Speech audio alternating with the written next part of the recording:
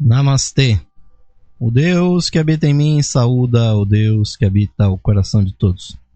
De cada um de vocês, queridos e queridas ouvintes, sintonizados aqui na Rádio Esotérica FM, e também a toda a nossa audiência que nos assiste, que nos ouve nas páginas da loja esotérica virtual, a Levir, e também no nosso canal do YouTube. Um grande abraço para toda a nossa audiência e também para você que já faz parte do nosso canal da Levir no Facebook. Procurem ouvintes a Levir no Facebook. Nosso grupo já vai chegando a 8.000 associados, membros que diariamente recebem mensagens, frases, imagens as mais diversas, um ponto de encontro para aqueles que estão buscando, ouvintes, a sabedoria sagrada, o conhecimento esotérico, que estão afinados com a teosofia e com o nosso programa Lux Esotérica, o único programa diário transmitido em língua portuguesa falando de teosofia, de esoterismo, de ocultismo.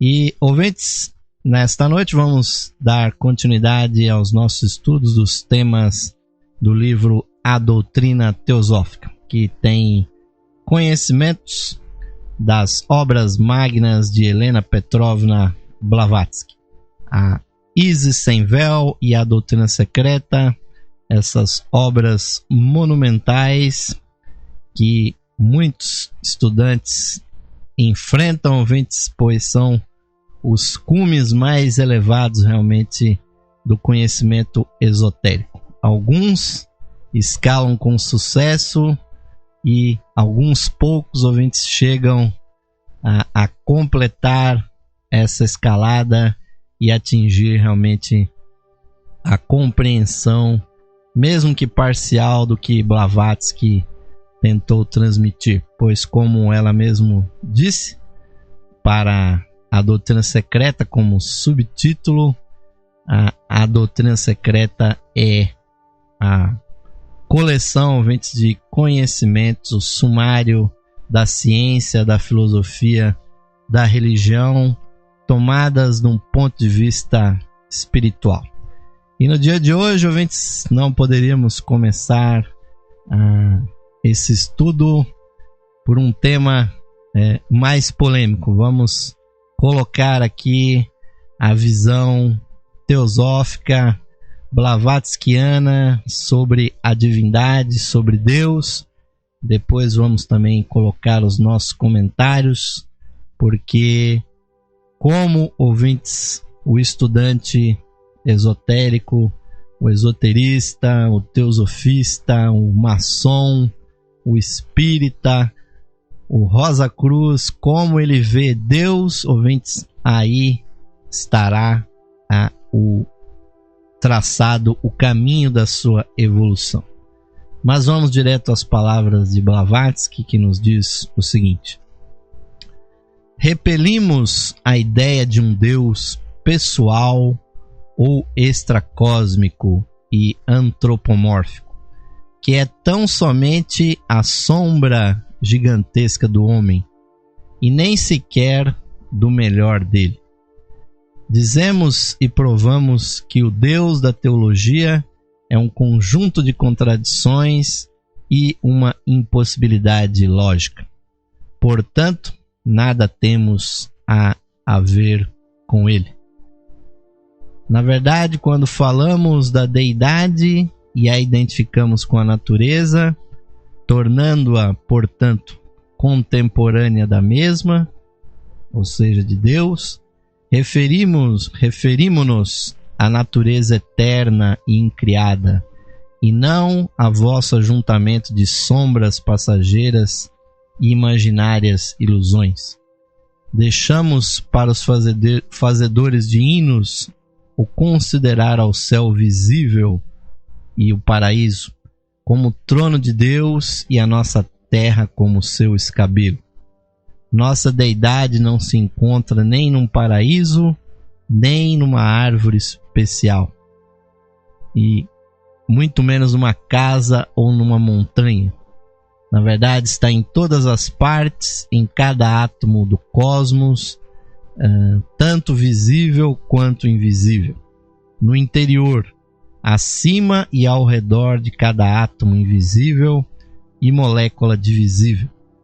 Porque ele, né, com as 3 letras maiúsculas aqui, o ele que é o misterioso poder da evolução e involução, a potencialidade criadora, onipresente e que é o onipotente e onisciente. Numa palavra, nossa deidade é a eterna construtora do universo, não criando, mas fazendo evoluir incessantemente, surgindo o universo de sua própria essência sem ser criado. Em seu simbolismo é uma esfera ilimitada, com um atributo eternamente ativo que abarca todos os outros atributos existentes e imagináveis. Ele próprio é a única lei impulsionando as leis manifestadas, eternas e imutáveis. Dentro dessa lei que jamais se manifesta, posto que absoluta, e que durante seus períodos de manifestação é o eterno vir a ser, o eterno devenir. Assim, ouvintes, com aquela característica verve crítica, Blavatsky define uma visão teosófica sobre a divindade. Assunto esse, ouvintes, que não só é muito amplo, não só é foco, ouvintes, da teologia, é foco de muitos filósofos, de muitos pensadores, mas, ouvintes, principalmente deve ser o foco para cada um de nós. Porque, ouvintes, nós, cada um dos buscadores da verdade, precisa um dia sentar tranquilamente no local mais aprazível e mais recôndito possível para pensar sobre qual ideia nós temos sobre Deus. Porque, ouvintes, ao pensar sobre Deus, nós estaremos pensando sobre nós mesmos. Nós estaremos pensando sobre a nossa origem. Para saber quem nós somos, nós precisamos saber de onde nós viemos e para onde nós vamos. Se nós, ouvintes, fôssemos acreditar no que a ciência nos diz, de que o acaso da colisão dos átomos, das substâncias químicas, desenvolveu a vida e desenvolveu essa consciência que nos faz entender. Então, ouvintes, o Deus da ciência é o acaso, é a sorte, é o azar. E nós podemos perceber, ouvintes, muito claramente que o que nos revela o universo não pode ser fruto nem do azar, nem da sorte, nem do acaso, mas sim é fruto de consciências, ouvintes, entre as quais nós nos encontramos. Então, quando Blavatsky, a grande precursora desse pensamento esotérico moderno, a grande enviada dos Mahatmas para fincar, ouvintes, uma vez mais no Ocidente, a bandeira do conhecimento esotérico, da sabedoria divina que sempre existiu sobre esse planeta e que foi preservada pelos Mahatmas para que ela não desaparecesse do mundo nas eras mais tenebrosas que esse planeta já passou. Quando Blavatsky refuta a ideia de um Deus extracósmico, ou seja, um Deus que está fora do universo, E o pior, quando ela refuta o Deus antropomórfico, ou seja, aquele Deus que mais se parece com um ser humano, que a iconografia, a imagética tem tentado descrever Deus no alto de uma montanha, ou pairando nos céus, sentado num trono, rodeado de luz branca, vestido também de branco, com longas barbas, e de lá, ouvintes, enviando e ribombando os trovões e lancinando os relâmpagos, como acreditavam muitos antigos, ou como descreve a mitologia grega quando fala de Zeus, que estaria lá no alto do Olimpo com outros deuses. Na verdade, ouvintes, esse Deus parecido com um homem não pode, ouvintes, não há absolutamente nenhuma condição de que ele exista, a não ser no imaginário do próprio ser humano. O ser humano que inventou essa figura, talvez até para ficar mais fácil de ser entendida nos sermões, nos catecismos das diversas religiões do mundo. Mas, ouvintes, nós temos que evoluir de uma visão tão infantil. E o pior, ouvintes, nós temos que evoluir não só do Deus que está fora do universo, que cria um universo à parte dele, e também devendo sair fora desse Deus que mais se parece um homem, e como disse Blavatsky, um homem que nem é o melhor dos homens, porque há livros sagrados que imputam a Deus características humanas que são até desagradáveis, como a ira, né? A ira de Deus, a vingança divina, descrevendo Deus como Deus de exércitos, Deus que defende um exército numa batalha contra um outro exército inimigo, um Deus que esmaga povos, que manda pestes, que castiga a uns enquanto dá benesses a outros. Essa visão antropomórfica nós temos que descartar, ouvintes.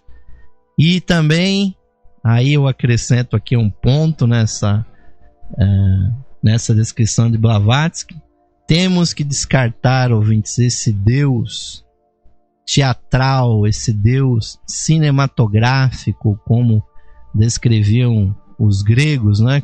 Quando faziam aquelas peças, aquelas encenações de teatro tão complicadas, onde os personagens eram tão contraditórios, que no final da peça aparecia uma figura que era chamado o Deus Ex Machina, ou seja, uma força que entra para resolver as coisas de uma maneira inexplicável.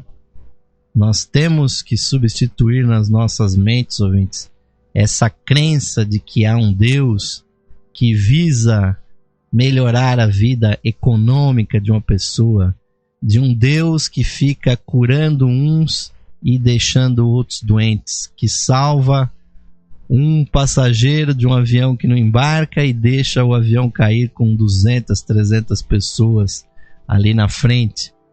Ou, ouvintes, um Deus que ficaria ouvindo pedidos individuais por coisas materiais, por mesquinharias as mais diversas que a mente humana pode produzir aos borbotões. Enquanto o ser humano estiver preso nessa ideia, ouvintes, ele não poderá evoluir para a verdadeira compreensão de que o universo é, ouvintes, uma multiplicidade de consciências, um governo sagrado, uma hierarquia, que nós já explicamos aqui tantas vezes, essa palavra que tem o hieros, sagrados, e arcos, que é governo, onde a nossa humanidade tem um lugar, ouvintes, onde Os anjos têm uma posição, os arcanjos têm uma posição ativa. Todos estão ativos, ouvintes, no nosso nível humano, acima de nós e abaixo de nós. Todos são partes de hierarquias criadoras. E ao invés, ouvintes, de pensarmos em Deus como alguém que está nos salvando ou nos castigando, ou atendendo, ouvintes, a um pedido ínfimo da nossa personalidade, nós deveríamos entender Deus como a grande fonte do amor, da unidade, do sentido de fraternidade, como bem o descreveu Jesus, dizendo que Deus é amor, ou o descrevendo como luz, como disse o Senhor Buda, e assim, ouvintes, partirmos para uma visão consciente da nossa evolução.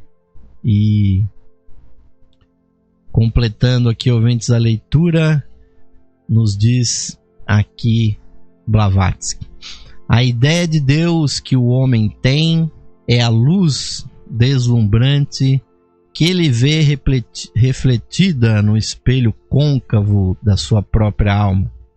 E verdadeiramente esta imagem não é realmente a de Deus, mas apenas seu reflexo. Sua glória está ali, porém o que o homem vê é a luz do seu próprio espírito, e é tudo o que pode ver. Quanto mais límpido o espelho, tanto mais resplandecente será a imagem divina. Porém, o mundo exterior não logra percebê-lo nesse mesmo momento. Para o místico, o yogi em êxtase, para o profeta iluminado, o espírito brilha como o sol do meio-dia. Para a vítima da atração terrena, o resplendor desapareceu pelo simples fato de que o espelho está empanado pelo grosseiro alento da matéria. Tais homens renegam seu Deus e gostariam de suprimir de um só golpe a alma da humanidade. Aqui, ouvintes, nessas palavras existe uma infinita sabedoria. Porque o ser humano, na busca de conhecer os limites do universo, tenta, ouvintes, compreender a Deus transcendente, a Deus que emana no universo. E Blavatsky nos falam também que o grande espírito consciente que é todo o universo, na verdade não é um indivíduo, não é uma pessoa, mas sim é a consciência que faz as coisas evoluírem e faz o universo se manifestar ciclicamente. Mas essa consciência absoluta, ouvintes, nós não podemos concebê-la, não podemos entrar em sintonia com ela, porque se o absoluto pudesse se relacionar com o finito, essas coisas se anulariam. Então, o que nós podemos perceber, ouvintes, é o que dessa magnificência que é o universo, ouvintes, o que desse universo se reflete dentro de nós. Se há uma chispa divina em cada ser humano, se há uma espiritualidade, ouvintes, que é o verdadeiro motivo pelo que existem religiões, porque existem filosofias, porque existe ciência, porque o ser humano sabe, ouvintes, que existem coisas transcendentais, mas nós nunca, ouvintes, vamos nos encontrar face a face com um único ser que represente essa transcendência de Deus. Mas como disse aqui Blavatsky, o que nós podemos compreender dessa divindade imensa, transcendental, é o que dela se reflete no espelho côncavo da nossa alma. Então, ouvintes, apesar da luz da nossa galáxia ser gigantesca, apesar do brilho do Sol ser descomunal, toda essa luz, ouvintes, pode passar por uma fresta tão pequena quanto o orifício de uma agulha. Todos nós já vimos esse fenômeno acontecer. Quando no telhado de uma casa, de uma garagem, ouvintes, nós podemos ter visto um pequeno furo nesse telhado, ouvintes, por onde passou um raio do sol. Ali, ouvintes, ele se transformou numa coisa pequena, mas que ao mesmo tempo tem toda a grandiosidade, o calor e o resplendor do universo, do sol, estão nesse pequeno orifício por onde passa um raio de sol. E em cada um de nós, ouvintes, está exatamente esse raio divino, essa chispa que brilha, minúscula, mas que tem, ouvintes, na sua semelhança com a divindade global, eterna e imortal, ouvintes, está refletida em nós. E o que impede, ouvintes, que nós sintamos ou não essa divindade, como disse Blavatsky, é o que oblitera essa lente, esse espelho côncavo, que são, ouvintes, as fagulhas que flutuam no ar, muitas vezes observando a luz do sol. Em contraluz, nós podemos ver quantas partículas estão flutuando na atmosfera, no ar que nós respiramos. E, ouvintes, essas partículas vão se depositando em todas as coisas. Quando nós passamos o dedo, às vezes em um quarto, em um móvel que não foi limpo, durante alguns dias nós sentimos que é a poeira que se depositou. E, ouvintes, sobre a lente da nossa alma, durante milhões e milhões de anos pode estar se depositando esta poeira do universo, que é material, e é ela que está impedindo, ouvintes, que nós enxerguemos e percebamos a imanência de Deus em cada um de nós. Deus imanente pulsa, ouvintes, em cada ser.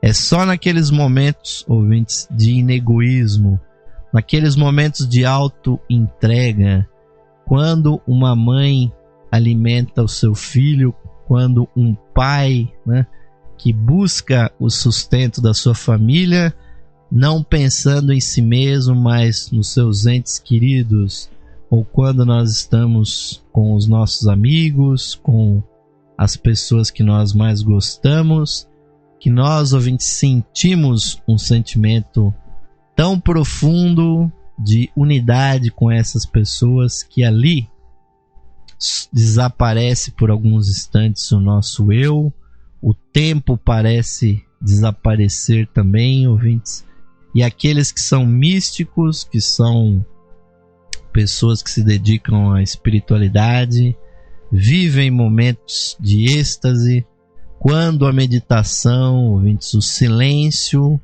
da meditação, da concentração, leva a pessoa a perceber exatamente o reflexo do Espírito que há na nossa alma, no nosso ser interno.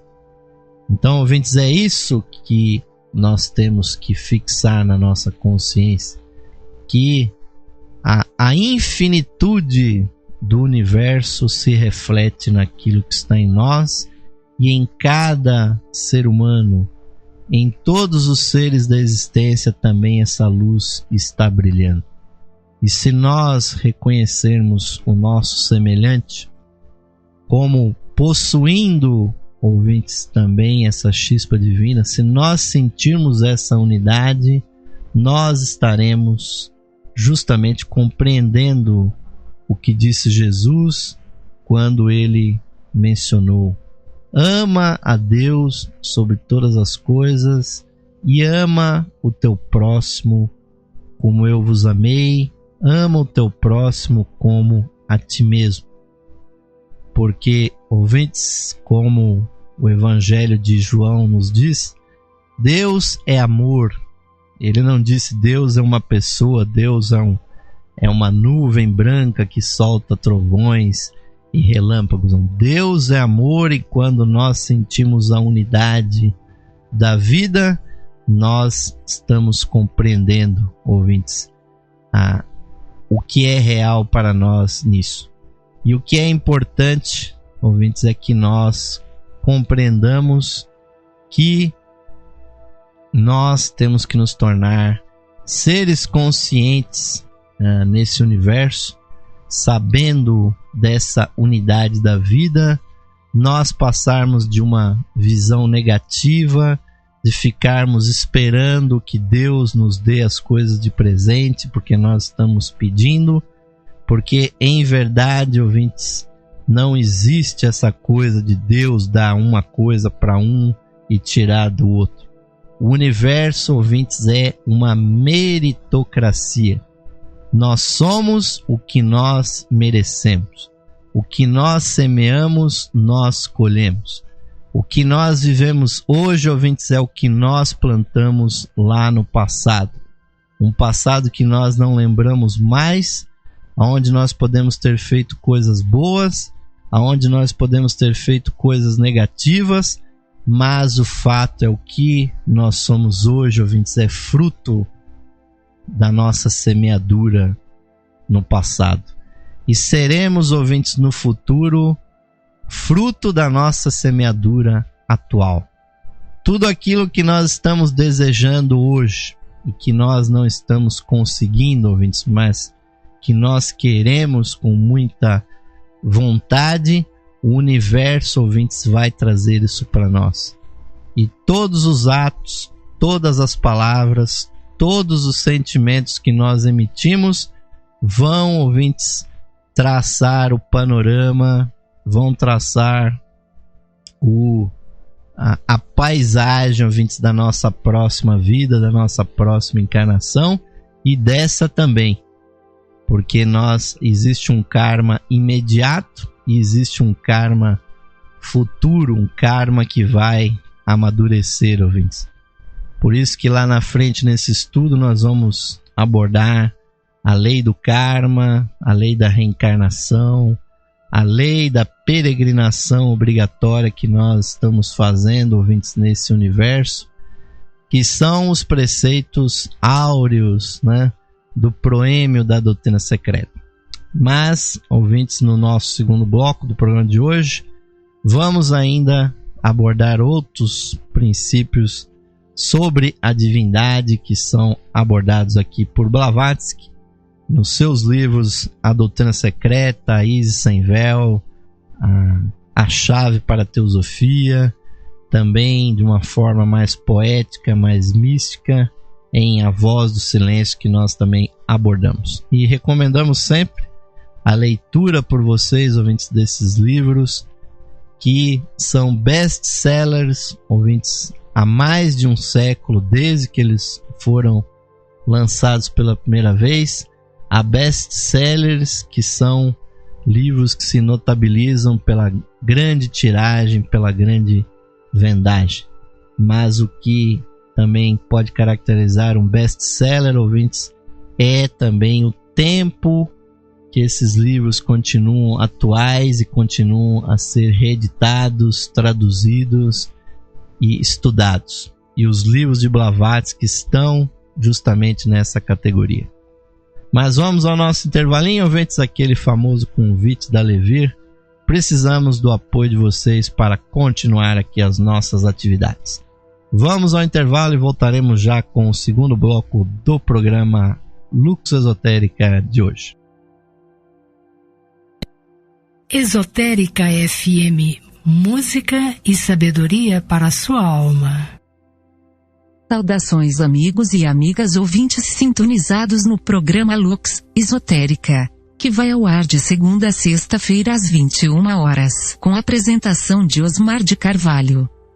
Você, caro amigo ou amiga, pode auxiliar a continuidade de nossos trabalhos, patrocinando as atividades da Loja Esotérica Virtual e da Esotérica FM. Você pode ser nosso patrocinador, associando-os por meio de uma pequena quantia que auxilia na manutenção de nossas atividades, que estão a serviço da qualidade de vida de nossos ouvintes.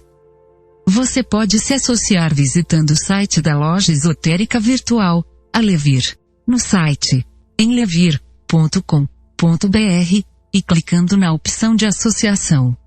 Nós retornaremos a você o seu patrocínio por meio dos brindes de associação.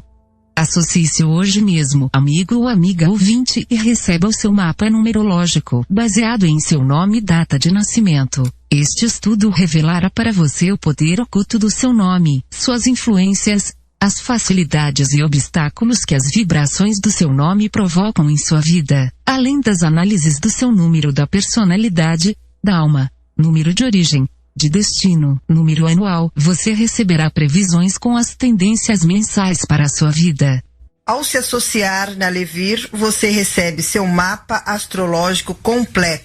Seu mapa astrológico é uma verdadeira ferramenta de autoconhecimento que traz a leitura da influência dos astros em todos os aspectos da sua vida. O mapa astrológico traz análise das suas energias nos níveis material, sentimental, intelectual e espiritual. O mapa astrológico que você receberá contém a interpretação do signo solar, seu ascendente, os planetas nos signos astrológicos, as casas astrológicas, aspectos e trânsitos planetários, progressões secundárias e previsões da revolução solar deste ano. Um mapa completíssimo com cerca de 30 páginas para sua leitura e autoconhecimento. Além do seu mapa numerológico, ao se associar você receberá também um CD com todas as conferências disponíveis no site da Loja Esotérica Virtual. São mais de 300 palestras tratando dos mais diversos assuntos espiritualistas, que você poderá ouvir no seu computador, ou no seu equipamento de áudio portátil. Amigo ou amiga, grato por sua audiência e o seu prestígio. E aos que tiverem disponibilidade material, somos gratos pelo seu patrocínio por meio da sua associação na Loja Esotérica Virtual. Sua ajuda e patrocínio garantem as condições para a continuidade de todos os nossos trabalhos e da continuidade da programação da Rádio Esotérica FM. Obrigado amigos e amigas ouvintes pelo seu apoio. Que Deus possa abençoar a todos os ouvintes da programação da Rádio Esotérica FM. Esotérica FM, música e sabedoria para a sua alma. Retornando, amigos e amigas ouvintes, ao vivo com vocês e nas gravações que estão na Levir, no nosso canal do YouTube, o programa Lux Esotérica. Uma emissão, ouvintes, patrocinada pelos associados e simpatizantes da Levir, para os quais nós agradecemos as novas associações, as antigas, as renovações daqueles que têm nos apoiado, nos patrocinado. Enviamos a todos os nossos associados da Levir, atuais e antigos, nosso muito obrigado, nossa gratidão pelo apoio, ouvintes, por esse programa ter conseguido se manter no ar e estar ampliando cada vez mais o seu alcance, ouvintes, cada vez mais pessoas têm acorrido aqui a nossa audiência, mantendo a tocha, ouvintes, do conhecimento sagrado acesa nas noites aqui da nossa programação para todos aqueles que estão buscando o autoconhecimento na internet, buscando informações que clareie, ouvintes, a busca espiritual daqueles nossos amigos e amigas que estão evoluindo junto conosco. Mas retornando aqui aos temas do livro A Doutrina Teosófica, continuamos ouvindo aqui as palavras de Blavatsky sobre Deus, sobre a divindade, e comentando sobre isso, ouvintes. Nos continua a dizer aqui Blavatsky: esta doutrina de que Deus é a inteligência universal difundida em todas as coisas se encontra no fundo de todas as antigas filosofias. Os princípios do budismo, que nunca podem ser compreendidos mais claramente do que ao estudar a filosofia pitagórica, que é seu fiel reflexo, derivam desta fonte, da mesma forma que a religião bramânica e também o cristianismo primitivo. O processo purificador das transmigrações, ou seja, das reencarnações, da metempsicose, ou seja, do ressurgimento da alma sobre a Terra, por mais que posteriormente tenha sido antropomorfizada, né, pelas religiões, né, sido praticamente desfigurada, né, de uma forma a mais grosseira, deve ser considerada unicamente como uma doutrina suplementar, desfigurada pelos sofismas teológicos com o objetivo de subjugar firmemente os fiéis através de uma superstição popular. Nem Gautama, Buda, nem Pitágoras jamais pretenderam ensinar literalmente esta alegoria puramente metafísica. Uma explicação esotérica pode ser encontrada no mistério do Kombun e tem relação com as peregrinações espirituais da alma humana. Não é na letra morta da literatura sagrada do budismo onde os eruditos podem esperar encontrar a verdadeira solução destas sutilezas metafísicas. Estas últimas reduzem o poder do pensamento pela inconcebível profundidade de seu sentido, e o investigador nunca estará mais distante da verdade que ao acreditar na proximidade da descoberta. O conhecimento de cada uma das doutrinas do assombroso sistema budista pode ser obtido unicamente pelo método pitagórico ou platônico, ou seja, descendo do universal ao particular. A chave disto se encontra nos refinados e místicos princípios do influxo espiritual da vida divina. E, abrindo aspas, Blavatsky cita: todo aquele que desconhecer minha lei, disse o Buda, e morrer em tal estado, deve voltar à terra até que se converta num perfeito samano. Para alcançar este objetivo, deve destruir dentro de si a trindade de Maya, ou seja, da ilusão.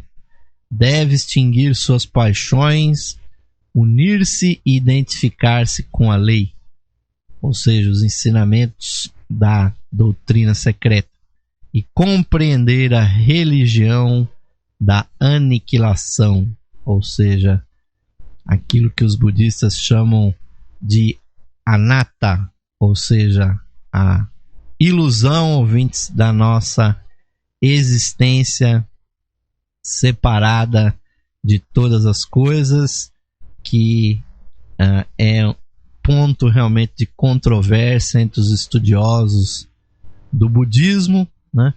Budismo, ouvintes, que existe sem necessitar do conceito da existência de Deus, né? Muitas pessoas até se afinizam, né? Têm simpatia pelo budismo justamente por ele não estar fixado nessa ideia, muitas vezes pueril, né? Infantil, de que há um Deus controlando cada probleminha, cada coisa que está acontecendo no universo, ouvintes, quando claramente há a lei de ação e reação e que as coisas estão acontecendo conforme os agentes conscientes estão pressionando para lá ou para cá as coisas do mundo. Então, muitas vezes acontece alguma coisa na vida da pessoa, quando é uma coisa boa, né? Ou quando a pessoa se salva de alguma coisa ruim, ela diz, graças a Deus, né? Mas quando acontece uma coisa ruim, né? Ninguém chega na frente de um acidente de carro e diz assim, esses carros se colidiram graças a Deus. Ninguém fala isso, ninguém identifica as coisas do universo que nós julgamos como negativas com a divindade. Porque realmente, ouvintes, como diria outro filósofo, Deus está inocente nisso. Então, ouvintes, ao evoluir para uma visão mais consciente, como nós dissemos no primeiro bloco, ouvintes, a meritocracia universal, ou seja, de que nós estamos, ouvinte, onde nós merecemos estar. Nós temos saúde ou doença, beleza ou feiura, facilidade ou dificuldade, de acordo com que nós, enquanto agentes conscientes, plantamos e estamos colhendo. Ou que outras pessoas também podem, ouvintes, como o karma não é apenas individual. Ou seja, ao nascer num país, numa comunidade, numa cidade, numa etnia, nós estamos sujeitos ao karma coletivo que também pesa sobre cada um de nós. E, ouvintes, quando Blavatsky comenta acerca desse princípio tão elevado, ouvintes, o princípio de anatta, que é algo que é traduzido pelos ocidentais como a aniquilação. Na verdade, ouvintes, não é aniquilação no sentido que nós compreendemos as coisas, pois nada mais é, ouvintes, esse princípio de aniquilação, comparando, por exemplo, com a nossa tradição ocidental, quando São Francisco diz, né, ou pelo menos colocaram na boca dele, né, ao dizer que a prece é dele, a prece de São Francisco, que é morrendo que se nasce, ouvintes, para a vida eterna. Então, a aniquilação, ouvintes, que o budismo nos coloca, é a saída desse estado de ilusão que nós temos, da separatividade entre as coisas, que nós somos um e que as outras pessoas são outras diversas.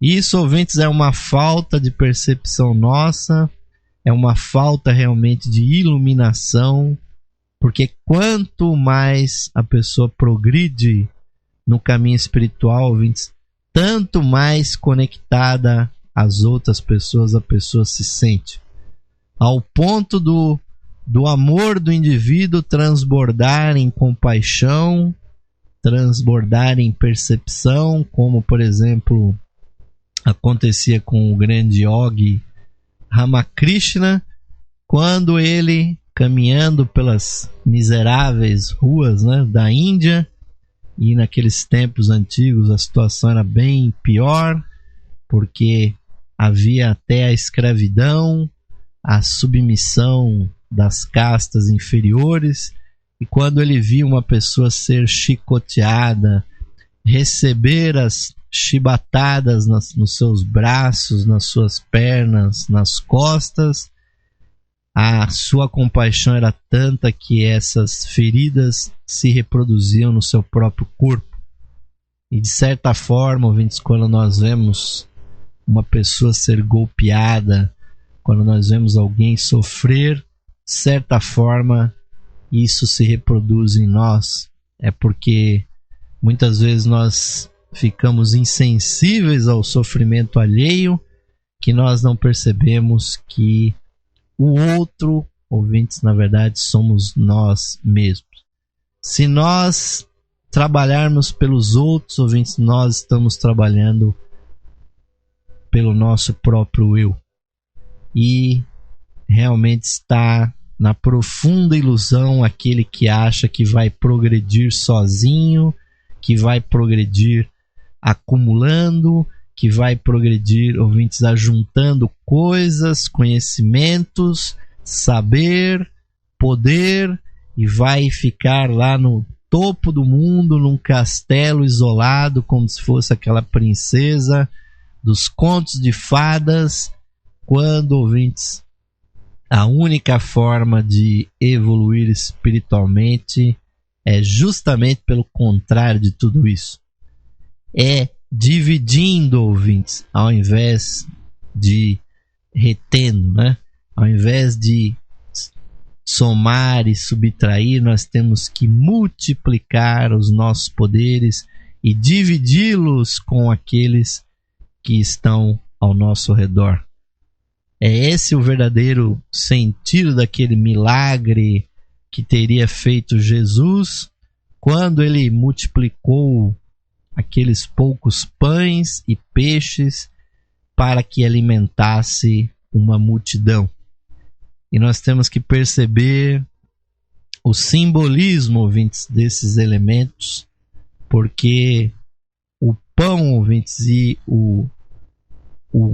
os peixes que Jesus, né, multiplicou não são pães e peixes factuais, ouvintes, não são elementos materiais, mas sim são elementos espirituais, né, que estão simbolizados nessa verdadeira passagem da vida de Jesus, que visava, ouvintes, simbolizar para aqueles que leem as Sagradas Escrituras que para aquele que é um homem santo, tudo é santo, e para aquele que é verdadeiramente espiritual, tudo é possível de multiplicar, e a verdadeira abundância, amigos e amigas, não é material. E é muito lamentável que muitas e muitas igrejas, denominações cristãs e outras entidades que existem por aí, que não precisamos nem citar o nome, focalizam a sua consciência, ouvintes, sobre a existência material, fazendo as pessoas imaginarem de que para serem abençoadas, para estarem no caminho de Deus, que elas teriam que ganhar mais dinheiro, que elas teriam que ter mais coisas, mais apartamentos, mais carros, mais joias, para elas poderem dar mais dízimo na igreja e coisas assim, ouvintes, quando jamais, ouvintes, da boca de nenhum verdadeiro sábio, jamais se ouviu uma coisa dessa, essa assim chamada teologia da prosperidade, né? Como se, ouvintes, objetos que o indivíduo não vai poder reter no seu ser, porque são coisas passageiras, são coisas impermanentes, nem eu, nem você, nem qualquer um que está ao redor de nós, ouvintes, com muita sorte, uma ou outra criancinha vai estar aqui nesse planeta daqui a 100 anos. Essas paredes que estão ao nosso redor provavelmente irão desmoronar ou serão derrubadas para serem construídos outros prédios, e nenhum dos nossos carros, ouvintes, dos nossos veículos vão resistir à ferrugem, serão desmontados, serão enterrados ou serão derretidos para se fazerem outras peças, outras coisas, se forem reciclados. O verdadeiro tesouro, ouvintes, que nós vamos reter na vida eterna são as nossas percepções, são aqueles gestos sublimes e superiores de verdadeira espiritualidade, que se manifestam em gestos de amor, de caridade, de compaixão, de inegoísmo, de compreensão, de apreensão do que é belo, do que é bom, do que é, ouvintes, harmônico com a natureza e com os nossos semelhantes. É para isso, ouvintes, que a alma envia periodicamente a matéria a sua representante, que é a nossa personalidade. Nós somos atores e atrizes no palco da vida. Estamos aqui representando um papel numa tragédia, ou numa comédia, ou numa novela, ou num filme, não importa, ouvintes, o que importa é que quem está escrevendo essa peça, o verdadeiro script, é a nossa alma, ouvintes. E depois que as cortinas baixarem, que o espetáculo tiver terminado, os holofotes tiverem sido apagados, o que vai sobrar, ouvintes, é aquele divino escritor, a divina testemunha que está dentro de nós mesmos. E quando, ouvintes, a Jesus foi perguntado, né, se deveria ser pago um imposto, né, se deveria ser dado dinheiro para pagar aqueles pesados tributos que eram impostos ao povo da sua época, se isso seria justo, Jesus, observando aquelas moedas, bem o disse ao ver ali, né, a égide, a face do imperador, ele disse: a César o que é de César, e a Deus o que é de Deus. Então, ouvinte, se nós não soubermos separar uma coisa da outra, jamais nós vamos nos encontrar nesse mundo.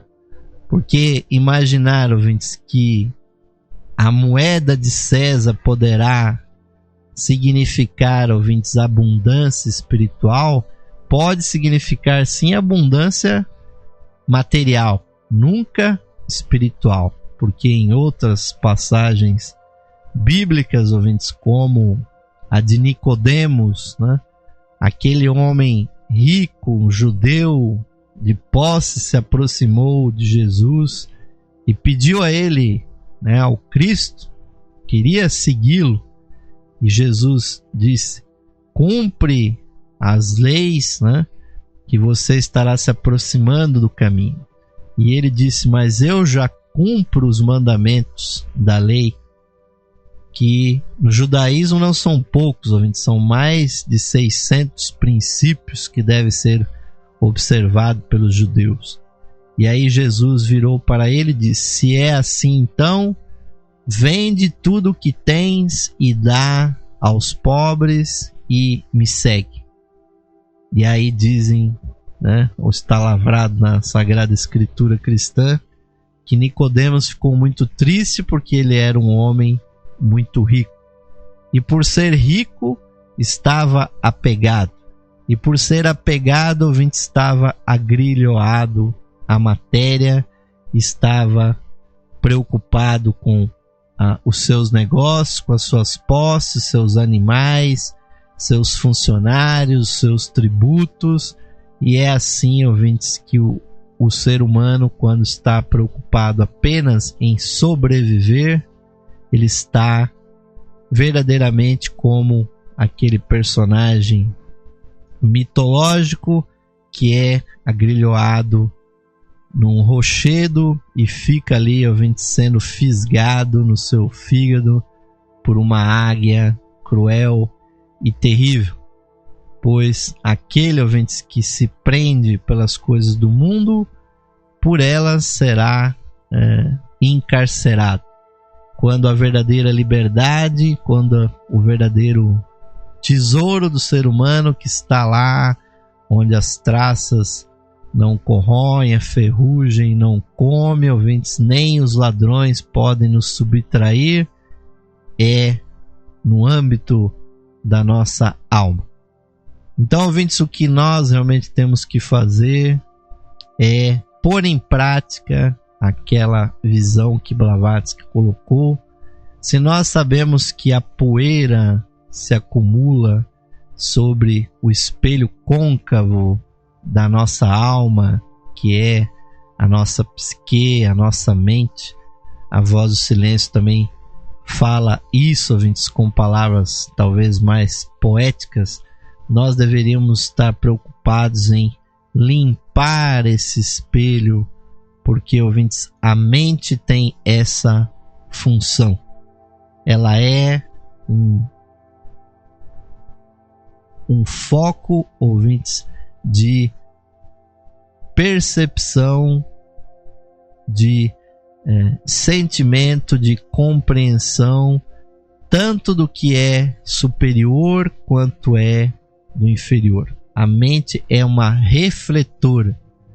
E refletor não quer dizer que ela cria nenhuma coisa nem outra, ela simplesmente reflete as imagens. E no simbolismo bíblico, a figura da mulher, que representa a nossa alma, nos escritos do Velho Testamento nós vemos aquelas mulheres que se identificavam com a matéria. E isso, ouvintes, representa a nossa alma olhando para baixo, refletindo as coisas materiais. O homem e a mulher espiritualizado vira o espelho refletor, transforma o microscópio, na verdade, num telescópio e o volta para as estrelas, para as luzes cósmicas que não estão lá longe, mas estão aqui dentro de nós, ouvintes, e abre espaço na sua vida para as coisas divinas, para a meditação, para a oração, e escapa, ouvintes, daquela visão, como nós dissemos, pueril, infantil, e imaginando que algum elemento externo, aquele Deus ex machina, vai poder, ouvintes, ajudar a pessoa e trazer coisas fantásticas, vai trazer bens, vai trazer emprego, vai trazer satisfação, vai trazer casamentos, vai trazer viagens e coisas que o tal. Se nós quisermos essas coisas, ouvintes, nós temos que conquistar com a nossa competência. E mesmo que nós peçamos isso para o nosso eu interno, na verdade só vai acontecer, ouvintes, aquilo que está possível no nosso karma. E se nós quisermos realmente uma coisa, em vidas futuras ou no futuro próximo, o universo nos trará, porque nós temos, ouvintes, dentro de nós a mesma força criativa do universo. O poder do verbo está conosco. E, ouvintes, eram essas as considerações que nós queríamos fazer hoje com vocês, dentro dessas ideias teosóficas de Helena Blavatsky. Amanhã vamos continuar falando aqui dos deuses, dos corpos celestes, também refutando aquelas ideias, errôneas, que achavam que os antigos eram, por assim dizer, adoradores dos corpos celestes e tudo mais, quando na verdade eles percebiam as forças do universo por trás dos fenômenos. E, ouvintes, é uma satisfação estar aqui, sempre pontuando, comentando, salientando esses pontos espirituais com vocês. E vamos encerrar esse programa de hoje convidando aos nossos irmãos, nossas irmãs, amigos e amigas ouvintes, para meditarmos juntos sobre as palavras do mantra do nosso ser interno, trazidas por esse grande discípulo, que hoje já praticamente é um mestre de sabedoria, que foi Geoffrey Hodgson, esse grande Arhat, da Fraternidade Branca, que compilou essas palavras que nós repetimos aqui com vocês e espero que façam muito sentido dentro da alma de cada um. Vamos, ouvintes, sintonizar a nossa chispa divina nos nossos corações e procurar compreender, internalizar e realizar o sentido das seguintes palavras. Mais radiante do que o sol, mais puro que a neve e mais sutil que o éter, é o ser que habita os nossos corações. Esse ser sou eu. Esse ser somos nós, unidos a toda a vida manifestada no universo. Paz, paz, paz, paz a todos os seres.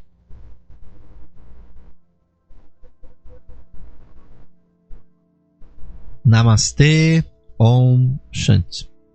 Com a bênção do Mestre, do amor e da sabedoria, ouvintes do Divino Cristo, envio para vocês as minhas melhores vibrações, amigos e amigas, sempre desejoso, esperançoso de que a luz esotérica desperte e domine as vidas de todos vocês, amigos e amigas.